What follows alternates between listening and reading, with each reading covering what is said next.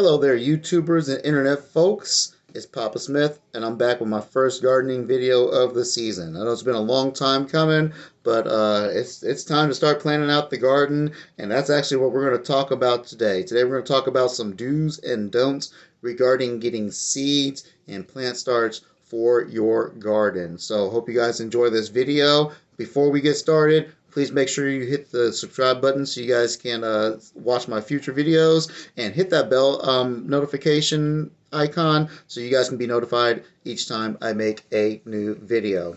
First off, I'm going to start off with a shout out to Allison out there. Allison, I think you know who you are, okay? Thank you for this Bob Ross Chia Pet. I haven't started it yet, but I'm getting ready to start it here pretty soon. This is going to be like one of the ways I actually start my videos from now on. So we'll start with the Bob Ross Chia Pet, and have that be the way I kind of start things off for a little while, just to be kind of different and a little more entertaining. So yeah, Allison, if you're watching, thank you for the Chia Pet. I'm going to enjoy growing my chai, and hopefully eventually one of these days having me a nice chai latte. So appreciate the Chia Pet. Watch some more videos in the future to see how my Bob Ross guy here grows and how that goes there for us. At any rate, let's get to the topic at hand, talking about getting seeds and plants for the garden season. And my first tip for you guys is to make sure that you are buying varieties that grow well in your area. That is a super crucial thing to do. And it's very easy to get excited about something that you see online, or something that you see in a store that looks really cool, or something that you think might taste really good. And it can be a really disappointing experience when that doesn't go well for you. So here's some tips for locating things that will grow well in your area. Number one, try to use local stores, whether that be a local greenhouse, a local nursery. It could even be a local big box store like a Walmart, a Lowe's, or Menards, or what have you. In any of these cases, these places are going to typically have plant starts and seeds that grow well in your area. They want repeat customers. They want people to have a good experience with their gardens, and so they're going to make sure to provide plants that historically and traditionally grow well within your area. So even a place like Walmart, a lot of people might turn their nose up and at that idea, but they're going to buy seeds and varieties that they know for sure will grow well in a particular area. And if you go to a Walmart in Ohio versus a Walmart in Texas, you're likely to find some different varieties of plants. Okay, you're likely to find things that are different. Or if you go to a Walmart in like New York as opposed to one in Florida or something, you're probably going to find some different varieties of things, and for good reasons. Those are different areas with different sort of environments and different temperaments in terms of the weather. So go for the local places. My favorite places, though, to go to would be your local nurseries and your local greenhouses. And I'm lucky enough to have one in town that's really awesome for me. Just about every city has a local place that will provide you some good seeds or some good plant starts. So check them out, and make sure that you're getting varieties that grow well for you in your area. Use extreme caution when you're buying plants and seeds online. There are some really great online retailers. One of the ones that comes to the top of my mind right now is Baker Creek Seeds. They do a lot of work with seed preservation, plant preservation, and then spreading those seeds and those varieties to consumers like us, which is kind of a dual-edged sort of thing. The really great conservation work, and then making those varieties available to the world, honestly, which is pretty amazing. The problem with that, though, is that because they're preserving so many different varieties from all these different countries, you got to really do your research and make sure that that stuff grows well in your area. Because you could get something that grows well in, say, a tropical environment, but you bring it into a more temperate environment like Ohio, and it's just going to be a complete fail for you because it doesn't have the long, hot season that it needs to do what it needs to get to maturity. So use extreme caution, but that doesn't mean don't use those stores, okay? I love Baker Creek Seeds, and I get something from them just about every year. I just make sure that it's something that's going to grow well in my area. It might be a flower, it might be a particular vegetable variety, but I do my research and make sure that in this zone, in my Ohio Zone 6, that they will grow well and that it will do fine. So that's not, don't use the online stores. Just be really cautious and make sure you do your homework. But your best bet, as far as I'm concerned, go to the local stores in your town. Okay, go to the greenhouse, go to the nurseries, get your seeds, get your plant starts from them. I almost guarantee that you're going to find something that will do well for you if you make sure that you take care of the plant. Number two on my list is grow items that you use on a regular basis. Um, so, whatever it is that you find yourself going to the grocery store to purchase on a regular basis, those are the types of items you probably want to grow inside of your garden. You probably want to avoid novelty type items because you're probably less likely to use them. In our case, we eat a lot of peppers, we eat a lot of onions, we eat a lot of leafy greens when they're available and they're fresh, and we eat a lot of beans and peas.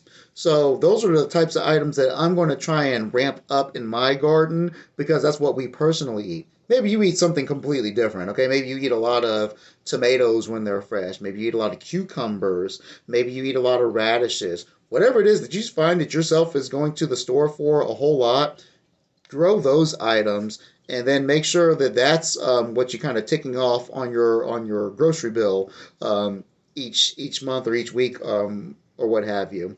So grow the things that you eat. Avoid the novelty items. One of the things that I really wanted to grow, this might have been a couple of years ago, were some special melons. I think they were.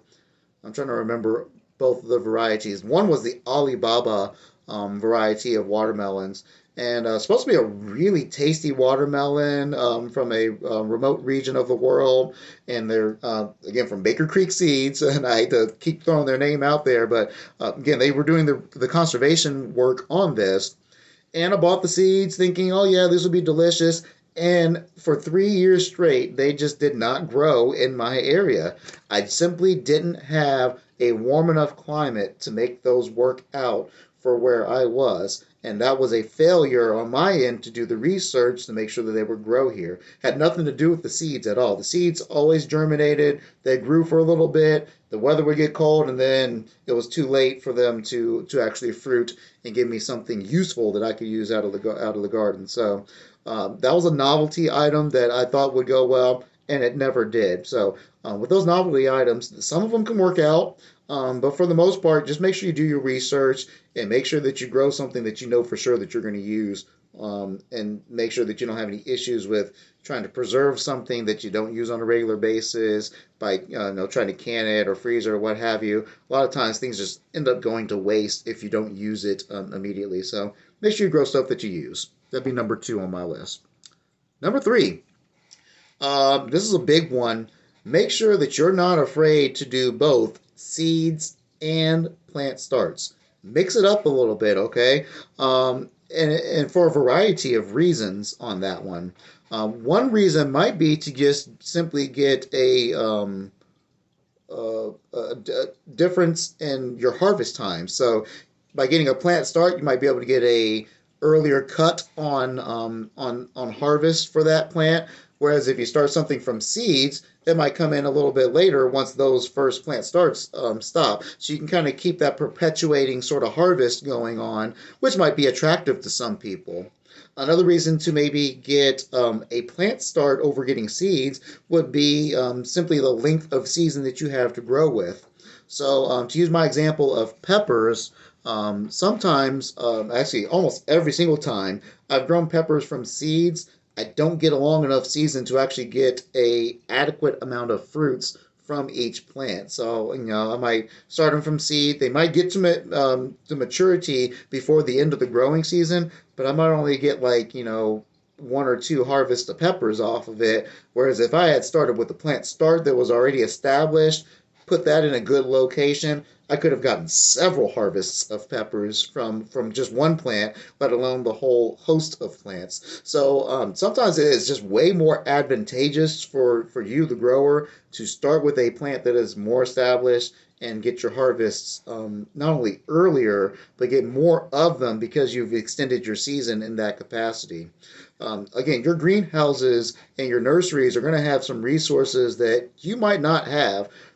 The local nursery here, they have giant greenhouses where they can start literally hundreds, if not thousands, of plants at a time, and then have those available for consumers within just a few weeks. And I'd be almost silly to not take advantage of their resource to be able to do that. If I was doing that at home, I would have to carve out space in my basement. I'd have to get lights out, or I would have to build giant hoop houses outside in the backyard and start the plants early out there. And it's just a lot of extra work, a lot of extra real estate, and some people just might not necessarily have the space, the resources, or the time to devote to doing that. So take advantage of your local nurseries who have these plant starts, and don't be afraid to do that sort of thing. Now, on the flip side of that, don't be afraid to start some things from seeds also, because some plants honestly just go better starting from seeds. Carrots, for instance, don't I think they transplant okay, but I think it's best to grow those just straight directly from seed and to not deal with plant starts and that sort of thing. And there's a few other varieties that are like that also. So when it comes to planning out your garden, think about what plants you might want to start from seed, which plants you might want to get a head start on, and which ones you might not honestly have a long enough season for if you don't start with the plant start, and make sure you make your plans accordingly. Number 4 is the last one I have on my list today, and that is grow the space you have, not the one you want. That is such a hard lesson for me to learn sometimes. Sometimes I really want to grow everything. I just want to put things out in the garden. I want to have all the varieties. But the truth of the matter is, you have to grow the space that you have. And in my backyard in particular, I have 2 trees that provide an awful lot of shade, which isn't a terrible thing. You just have to grow plants back there that enjoy the shade or enjoy the cooler weather. That means I can't grow the plants that enjoy the full sun and that full hot weather. That's just something that I just have to avoid in that space. So, for all the years I tried to grow peppers back there, and all the years I tried to grow tomatoes back there, I'm now at a point now where if I see any tomatoes or peppers that volunteer their way back there, I'm just going to pull them out of the ground. I'm going to put them in the front yard because that's where the sun is. That's where the heat is. That's where there is unrestricted light, and they're going to have a much better time in that space. So in the backyard, then I'm just continue to grow all my shade-loving, cooler weather plants, my lettuces, my kales, the chards, the cabbages, all of that stuff that really prefers cooler weather. Put it in the backyard, or the stuff that prefers a little bit of shade rather. Put all that stuff in the backyard, and anything that prefers the full sun and that full heat, I'm going to try my best to organize the front yard and not make it look real trashy, and put some vegetables and some flowers and what have you in the front yard. That's me using the space I have instead of trying to force the space in the backyard to do the things that I want. Because, quite frankly, it's not going to happen. Okay? If you're trying to make hot summer plants grow in a shaded area, you're just going to frustrate yourself. You're going to have unhealthy plants, and you're going to have a negative experience with your gardening. So, grow the space you have. If it's a shady spot, that's fine. It doesn't mean you don't have to have a garden. That just means you have to grow plants that enjoy that shade and then grow from that vantage point. So think about those types of things before you put plants in the ground, and you'll be in much better shape. I'm sure several of you guys have your own do's and don'ts regarding getting plants or getting seeds, and I would love to hear your opinions. Um, the people of YouTube and the people of the internet, you guys are from all over the world, and you're going to have different opinions and different thoughts regarding your specific area. So drop your thoughts in the comment section below. I'm really interested to learn what you guys do to make sure that you have a successful start to your garden when you're planting things out, and the kind of do's and don'ts you have regarding buying seeds and getting plant starts. Thank you for watching the video all the way to the end. Again, don't forget to subscribe for more videos, and hit the bell icon so you get notified. Wow. So you get notified every time that there's a new video up. Thank you for joining me today. Papa Smith signing out. See you next time.